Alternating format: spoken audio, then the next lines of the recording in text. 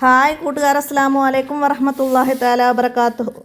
7ാം ക്ലാസ്സിൻ്റെ വാർഷിക പരീക്ഷയുടെ ഒരു മോഡൽ ക്വസ്റ്റ്യൻ പേപ്പറുമായിട്ടാണ് ഞാൻ വന്നിരിക്കുന്നത്, ഉലൂമുദ്ദീൻ.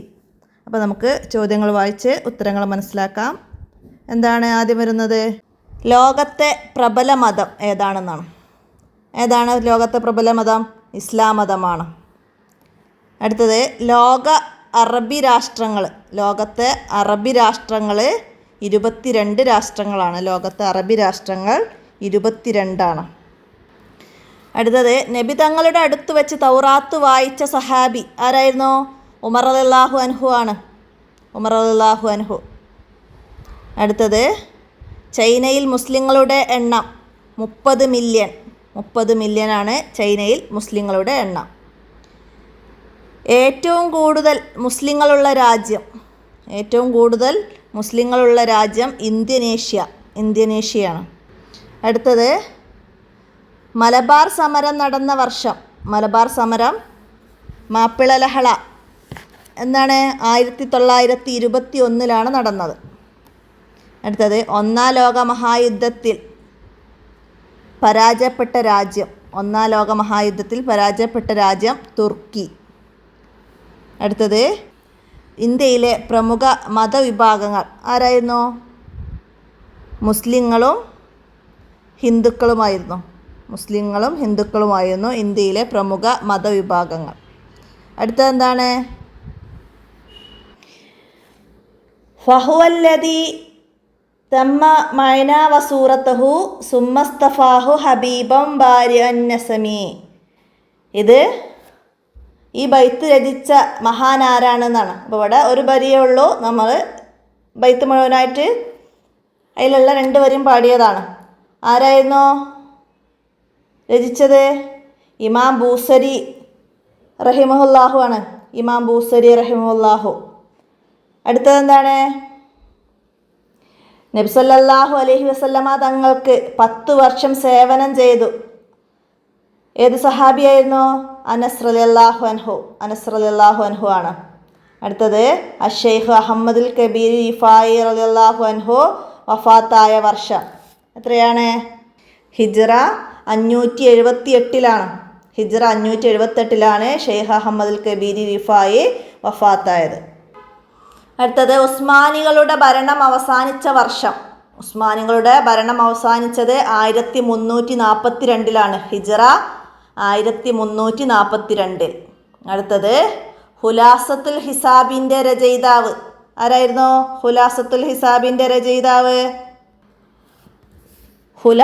ഹിസാബിൻ്റെ മുസന്നിഫ് ബഹാഉദ്ദീൻ ആമിലി. അപ്പോൾ ഇവിടെ ആമിലി എന്നതാണ് നമ്മൾ ശരിയായപ്പെടുത്തേണ്ടത്. അടുത്തത് എന്താണ്? ഇന്ത്യയിലെ ആദ്യത്തെ മുസ്ലിം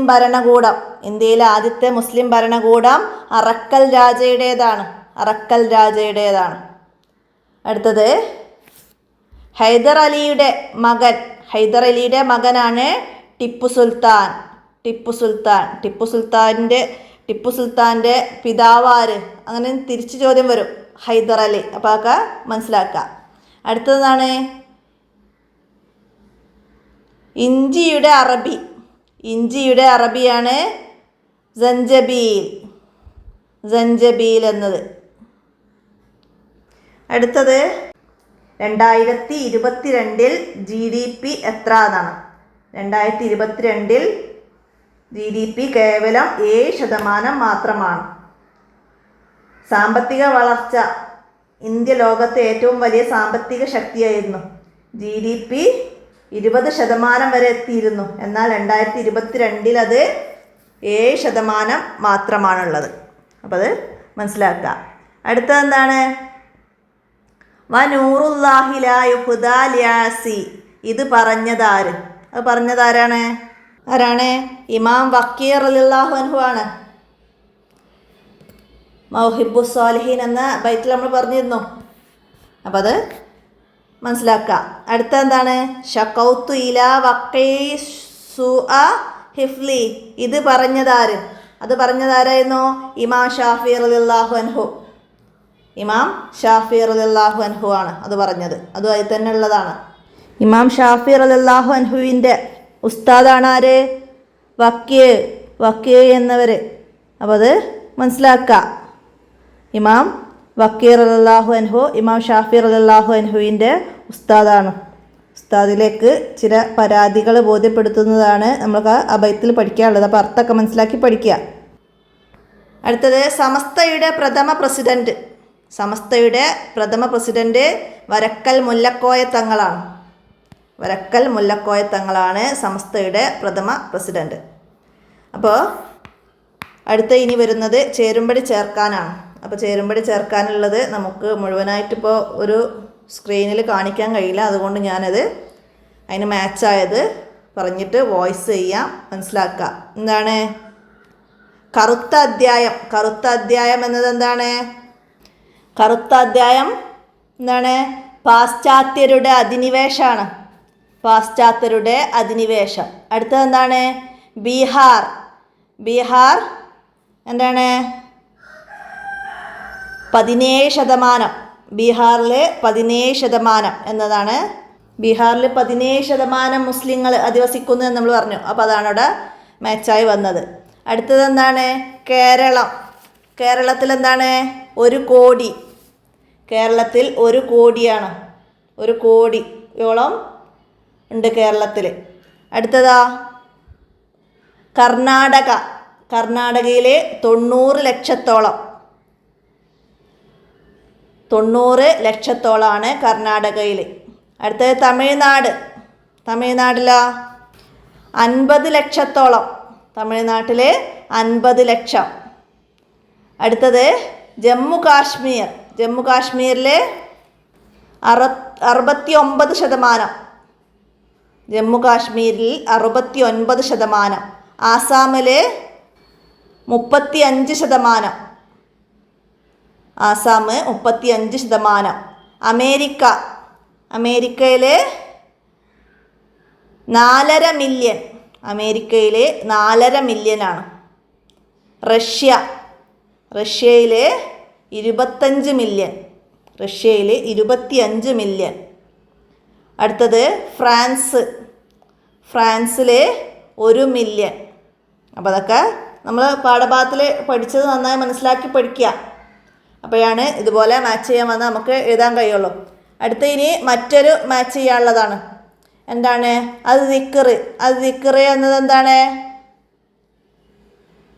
ഇസ്മുൽ ഖുർആൻ. ഖുർആനിൻ്റെ ഒരു പേരാണ് അത് ദിക്ർ എന്നാൽ. അപ്പോൾ ഇസ്മുൽ ഖുർആനിൻ്റെ ഒരു പേര് അത് ദിക്ർ. അടുത്തതാ ഉമർ ഖാലി റളിയല്ലാഹു അൻഹു. ഉമർ ഖാലി റളിയല്ലാഹു അൻഹു എന്താണ്? പ്രമുഖ സൂഫി വര്യനാണ്. പ്രമുഖ സൂഫി വര്യൻ. അടുത്തത് ഖാലി മുഹമ്മദ് റളിയല്ലാഹു അൻഹു എന്താണ്? പ്രമുഖ പണ്ഡിതനാണ്. പ്രമുഖ പണ്ഡിതനാണ്. അടുത്തത് കുത്തുബുസ്സമാൻ. കുത്തുബുസ്സമാൻ പ്രമുഖ സയ്യിദാണ്. പ്രമുഖ സയ്യിദാണ് കുത്തുബുസ്സമാൻ. അടുത്തത് അർഷിനെ വഹിക്കുന്നവർ. അർഷിനെ വഹിക്കുന്നവർ ഹമലത്തുൽ അർഷ്. ഹമലത്തുൽ അർഷ്. അടുത്തത് എന്താണ്? കാരുണ്യം ചെയ്യുന്നവർ. കാരുണ്യം ചെയ്യുന്നവർ മലായിക്കത്തുർ റഹ്മത്ത്. അതാണ് കാരുണ്യം ചെയ്യുന്നവർ. ഉന്നത മതപഠനം. ഉന്നത മതപഠനമാണ് ശരിയത്ത് കോളേജുകൾ. ശരിയത്ത് കോളേജുകൾ ഉന്നത മതപഠനം. അടുത്തത് മത്റൂദുൻ. മത്റൂദുൻ ആട്ടിയോടിക്കപ്പെട്ടവൻ. മത്റൂദ് എന്ന് പറഞ്ഞാൽ ആട്ടിയോടിക്കപ്പെട്ടവൻ. അടുത്തത് അത്ഷാനുൻ. അത്ഷാനുൻ ദാഹിച്ചവൻ. അത്ഷാൻ എന്ന് പറഞ്ഞാൽ ദാഹിച്ചവൻ എന്നാണ്. അടുത്തതാ ജവആൻ. അടുത്തത് ജവആൻ എന്താണ്? വിശന്നു. വിശന്നു എന്നതാണ്. അപ്പോൾ അതൊക്കെ മനസ്സിലാക്കുക. അടുത്ത ഇനി പൂരിപ്പിക്കാനാണ്. എന്താണ്? ഇർഹമു മംഫിൽ അർള്. എന്താണ്? ഇർഹമു മംഫിൽ അർളി ഇർഹമുക്കും മംഫിസ്സമായി. ഭൂമിയിലുള്ളവരോട് കരുണ ചെയ്യൂ, അപ്പോൾ ആകാശത്തിൻ്റെ അധിപൻ നിങ്ങൾക്ക് കരുണ ചെയ്യുമെന്ന് അഷേഖു റിഫായി എന്നവരെ പറയുന്നുണ്ട്. അപ്പം അത് വിട്ട ഭാഗം ചേർക്കാനുള്ള മനസ്സിലാക്കി പഠിക്കുക. അടുത്ത എന്താണ്? അഷേഖു അഹമ്മദ് റിഫായി റളിയല്ലാഹു അൻഹു മിന ഡാഷ്. എന്താണ്? അഷേഖു അഹമ്മദ് റിഫായി റഹിമല്ലാഹു മിനൽ അക്താബിൽ അർബഅത്തി മഷ്ഹൂർ. നാല് കുത്തുബുകളിൽപ്പെട്ട ആളാകുന്നു. അതാണ് അവിടെ പറയുന്നത്. അപ്പോൾ അവിടെ അക്തോബിൽ അർബഅത്തി മഷ്ഹൂരീൻ, അക്തോബിൽ അർബഅത്തി. അപ്പം അത് ചേർത്ത് എഴുതാം, നമുക്ക് മനസ്സിലാക്കാം. അടുത്തത് ഡാഷിൽ എന്ത് നടത്താനും അല്ലാഹു തആലാക്ക് കഴിവുണ്ട്. എന്താണ്? പ്രപഞ്ചത്തിൽ എന്ത് നടത്താനും അല്ലാഹു തആലാക്ക് കഴിവുണ്ട്. അത് എഴുതാം. അടുത്തെന്താണ്? കാന റസൂലുള്ളാഹി സ്വല്ലല്ലാഹു അലൈഹി വസല്ലം ഡാഷ് ഫിദ്ദുന്യ. എന്താണ്? കാന റസൂലുള്ളാഹി സ്വല്ലല്ലാഹു അലൈഹി വസല്ലമ അസ്ഹദന്നാസി ഫിദ്ദുന്യ. നബി സല്ലല്ലാഹു അലൈഹി വസല്ലമ ഏറ്റവും വലിയ ത്യാഗിയായിരുന്നു. നബി സല്ലല്ലാഹു അലൈഹി വസല്ലമ ഏറ്റവും വലിയ ത്യാഗിയായിരുന്നു. അടുത്തത് എന്താണ്? വമൻ യബഇ ആജിലം മിൻഹു ബിആജിലിഹി. ഇമാം ബൂസരി റഹിമഹുല്ലാഹു പറയുന്നുണ്ട്, നിങ്ങളെ 14ാമത്തെ പാഠത്തിൻ്റെ അടിയിൽ വരുന്ന 2 ലൈന് ബൈത്ത് വരുന്നുണ്ട്. അപ്പോൾ അതിലെ ഒരു ബൈത്താണ്, അതുപോലെ മറ്റേ ബൈത്തും വരാം. അപ്പോൾ അത് മനസ്സിലാക്കി പഠിക്കുക. ആജിലൻ മിൻഹു ബിയാജിലിഹി. അപ്പോൾ അതുപോലെ അറബി പാഠത്തു നിന്ന് വിട്ട ഭാഗം പൂരിപ്പിക്കാനൊക്കെ വരും, മനസ്സിലാക്കുക കേട്ടോ. അടുത്തത് ഡാഷ് മൈസൂർ രാജ്യം ഭരിച്ചിരുന്ന സുൽത്താനാണ്. ആരാണ് മൈസൂർ രാജ്യം ഭരിച്ചിരുന്ന സുൽത്താന്? ടിപ്പു സുൽത്താനായിരുന്നു. അടുത്തത് ഉഹിബ്ബു സ്വാലിഹീൻ ഡാഷ് വലസ്തു മിൻഹും. ഉഹിബ്ബു സ്വാലിഹീന ഡാഷ്, അവിടെ മിൻഹും, അപ്പോൾ അവിടെ വലസ്തു മിൻഹും എന്നതാണ്. അടുത്തത് വനൂറുല്ലാഹി ലാ യുഹ്ദി ലിയാസി. വനൂറുല്ലാഹി ലാ യുഹ്ദി ലിയാസി. അടുത്തത് എന്താണ്? കാനൻ നബിയു സല്ലല്ലാഹു അലൈഹി വസല്ലമ. കാനൻ നബിയു സല്ലല്ലാഹു അലൈഹി വസല്ലമ അസ്ഹദുന്നാസി. നമുക്കവിടെ അസ്ഹദുന്നാസി എന്ന് ചേർത്ത് കൊടുക്കാം. അടുത്തത് എന്താണ്? പാശ്ചാത്യരുടെ അധിനിവേശം കറുത്ത അധ്യായമാണ്. എന്തിൻ്റെ ആയിരുന്നു? പാശ്ചാത്യരുടെ അധിനിവേശം ഇന്ത്യ ചരിത്രത്തിലെ കറുത്ത അധ്യായമാണ്. ഇന്ത്യ ചരിത്രത്തിലെ എന്ന് നമുക്കവിടെ ചേർത്തെടുക്കാം. ഇനി ഒറ്റവാചകത്തിൽ ഉത്തരം എഴുതാനാണ്. മലബാർ സമരത്തെ ബ്രിട്ടീഷുകാർ അപഹസിച്ചു എന്തു പേരിലാണ്? മാപ്പള ലഹള എന്ന പേരിൽ അപഹസിച്ചു. അടുത്തതെന്താണ്? സീസ് നബി അലൈഹി ഇസ്ലാമിന് എത്ര ഏടുകൾ? സീസ് നബി അലൈഹി ഇസ്ലാമിന് 50 ഏടുകളാണ്. അടുത്തത് ഫലസ്തീനിൽ മുസ്ലിങ്ങൾ ആരുടെ പീഡനമാണ് ഏൽക്കുന്നത്? ഫലസ്തീനിൽ മുസ്ലിങ്ങൾ ഇസ്രായേലരുടെ പീഡനമാണ് ഏൽക്കുന്നത്, മനസ്സിലാക്കുക. അടുത്തെന്താണ്? ചൈനക്കാർ ഏത് മുസ്ലിങ്ങളെയാണ് പീഡിപ്പിക്കുന്നത്? ഏത് മുസ്ലിങ്ങളെയാണ്? ഉയ്ക്കൂരിലുള്ളവരെയാണ് ചൈനക്കാർ പീഡിപ്പിക്കുന്നത്. അടുത്തത് അവസാനത്തെ ഗ്രന്ഥമാണ് ഖുർആൻ. അടുത്തത് അന്ത്യനാൾ വരെ സുരക്ഷിതമായി നിലനിൽക്കുന്ന ഗ്രന്ഥമാണ് ഖുർആൻ. അടുത്തത് മുസ്ലിം ഭൂരിപക്ഷമുള്ള എത്ര രാജ്യം ലോകത്തുണ്ട്? എത്ര രാജ്യങ്ങളുണ്ട്? 50ഓളം രാജ്യങ്ങൾ ലോകത്തുണ്ട്. മുസ്ലിം ഭൂരിപക്ഷമുള്ള 50ഓളം രാജ്യങ്ങൾ ലോകത്തുണ്ട്. ഇതിൽ 30ഓളം രാജ്യങ്ങളിൽ 90% മുസ്ലിങ്ങളാണ്. 20ഓളം രാജ്യങ്ങളിൽ 50 മുതൽ 70% വരെ മുസ്ലിങ്ങളുണ്ട്. അപ്പോൾ ഒക്കെ മനസ്സിലാക്കുക. അടുത്തത് എന്താണ്? മലബാർ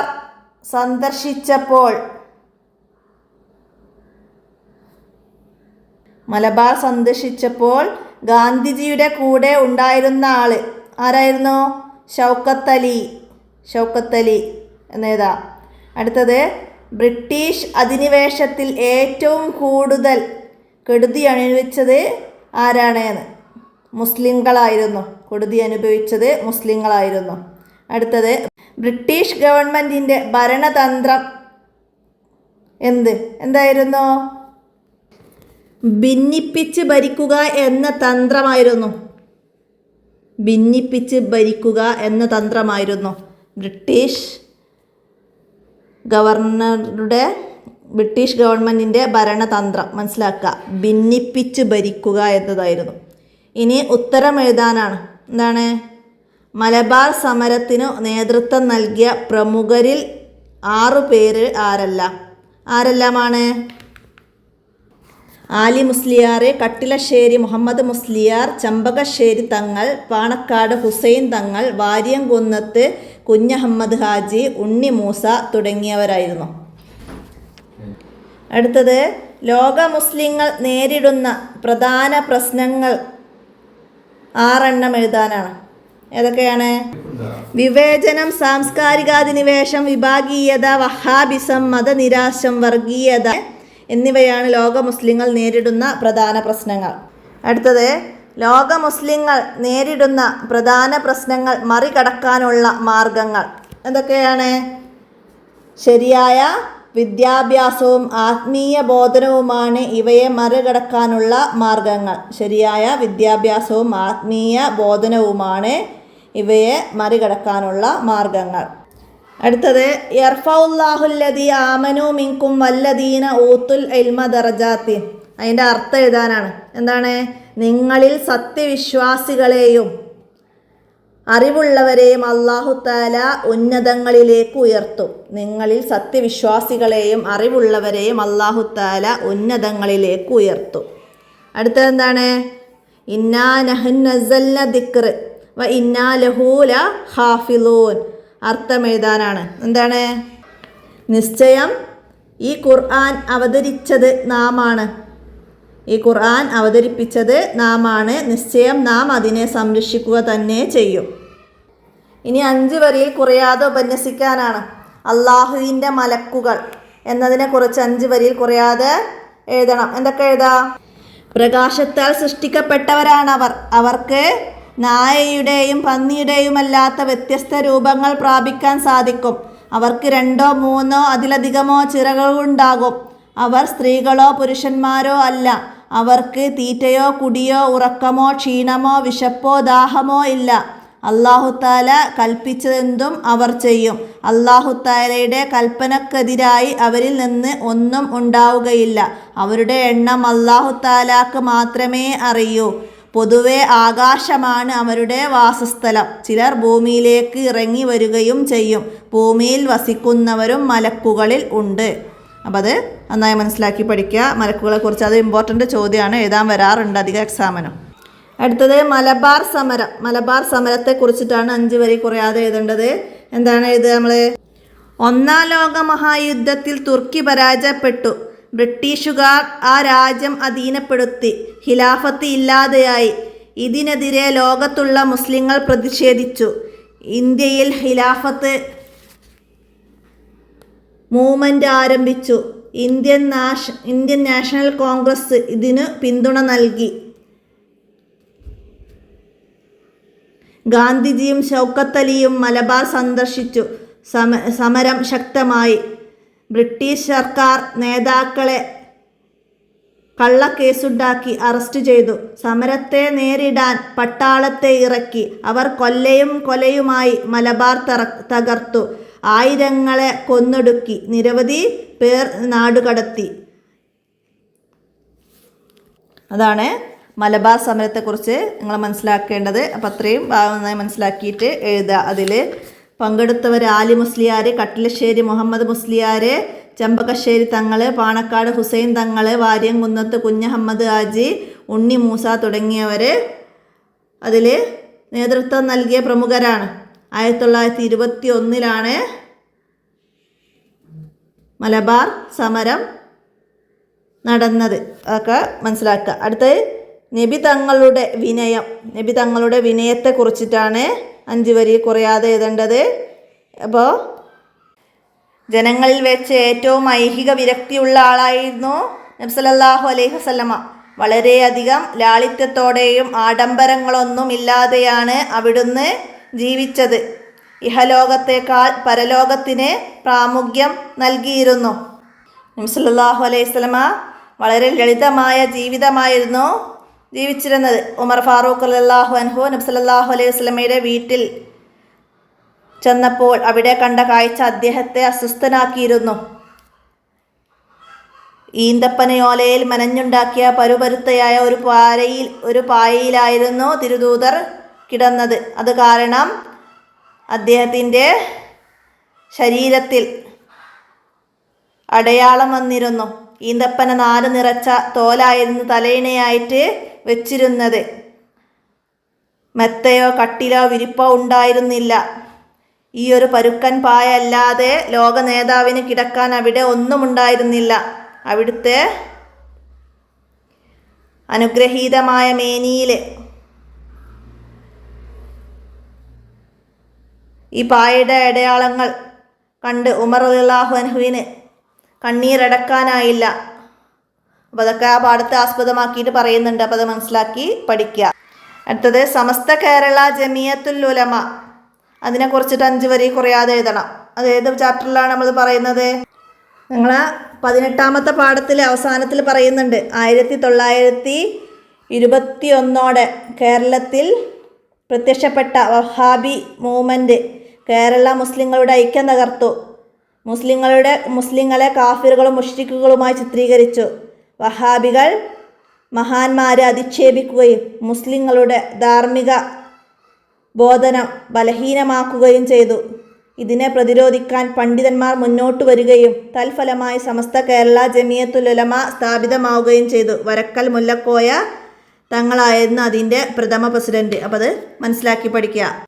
അടുത്തത് അറബി മലയാളം സാഹിത്യത്തെക്കുറിച്ചിട്ടാണ്. അതിനെക്കുറിച്ചിട്ട് 5 വരി കുറയാതെ എഴുതണം. എന്തൊക്കെ എഴുതാം? നിങ്ങൾ 18ാമത്തെ പാഠത്തിൽ പറയുന്നുണ്ട്, പേജ് 59 മുകളിലത്തെ പാരഗ്രാഫ് തന്നെ. മുസ്ലിങ്ങളുടെ വൈജ്ഞാനിക മുന്നേറ്റത്തിന് ജ്വലിക്കുന്ന രേഖയാണ് അറബി ഭാഷയ്ക്ക് കേരള മുസ്ലിങ്ങൾ നൽകിയ സംഭാവനകളും അറബി മലയാള സാഹിത്യവും. മലയാള ഭാഷയ്ക്ക് വ്യവസ്ഥാപിത ലിപി ഇല്ലാത്ത കാലത്ത് മതപഠനം സുഗമമാക്കാൻ അറബി ലിപിയിൽ മലയാളം എഴുതുന്ന സമ്പ്രദായം മുസ്ലിങ്ങൾ നടപ്പാക്കി. മതഗ്രന്ഥങ്ങൾക്ക് പുറമെ കവിത, കഥ, നോവൽ, ചരിത്രം തുടങ്ങിയ എല്ലാ മേഖലകളിലും അറബി മലയാളത്തിൻ്റെ കൃതികളുണ്ടായി. പത്രമാസികകളും പ്രസിദ്ധീകരിക്കപ്പെട്ടു. സ്ത്രീകളുടെയും പുരുഷന്മാരുടെയും രചനകൾ നടത്തി. മുഹിദ്ദീൻ മാലയാണ് ലഭ്യമായ ഏറ്റവും പഴയ അറബി മലയാളം കൃതി. അറബി തമിഴ്, അറബി കന്നഡ, അറബി പഞ്ചാബി മുതലായവയും അറബി മലയാളം പോലെ പ്രചാരം നേടിയ ലിപികളാണ്. അപ്പോൾ അത് നന്നായി മനസ്സിലാക്കി പഠിക്കുക. അപ്പോൾ ഇത്രയാണ് ഈ ചോദ്യപേപ്പറിൽ വന്ന ചോദ്യങ്ങൾ. അപ്പോൾ നിങ്ങൾക്ക് മനസ്സിലാക്കി പഠിക്കാം, ഉപകാരപ്പെടുത്താം. വീഡിയോ കൂട്ടുകാർക്കൊക്കെ ഷെയർ ചെയ്ത് കൊടുക്കുക. വോയിസ് അവസാനിപ്പിക്കുകയാണ്. അസ്സലാമു അലൈക്കും വറഹ്മത്തുള്ളാഹി വബറകാതുഹു.